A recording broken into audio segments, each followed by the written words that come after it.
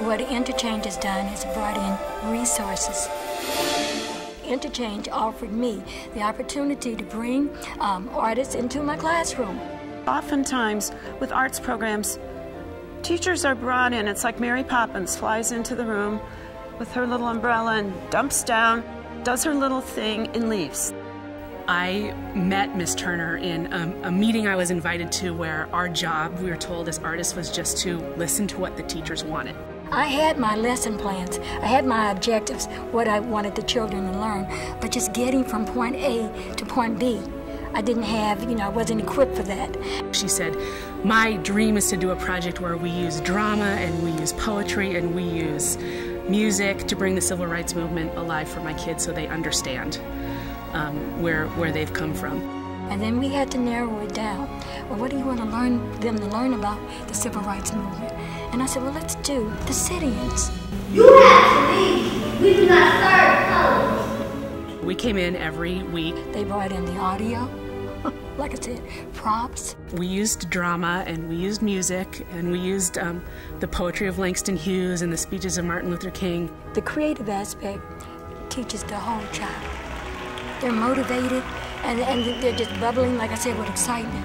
When are we going to do the Great Migration, Mrs. Turner? When are we going to get to that? It's coming. It's coming.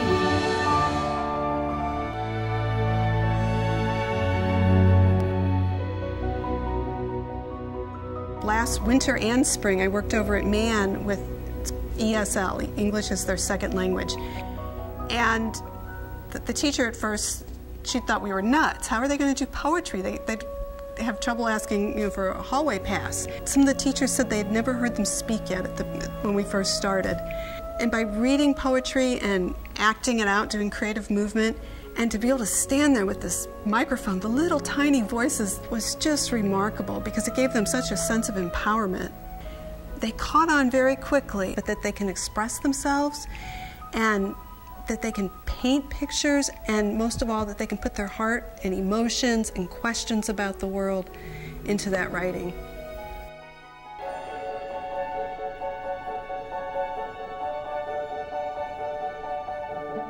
I think a lot of times when you just have that traditional way of teaching, the students get tired of learning, the teachers may be tired of teaching it, but when you have a creative outlet in order to be able to provide the same information, students get excited about learning. It's a way to pull those disengaged kids into the learning process. If kids have the opportunity to learn in a visual way or in a kinesthetic way, sometimes for their brains that's the key. That's what wakes them up, that's what engages them.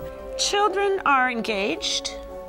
They are joyful. That doesn't mean they're all going around with silly grins, but they're engaged, and it's not fake engagement. They are engaged in the learning process. Bringing the arts and what it helps to do is really help students understand why an education is important. It's part of literacy. It's part of the academic strand.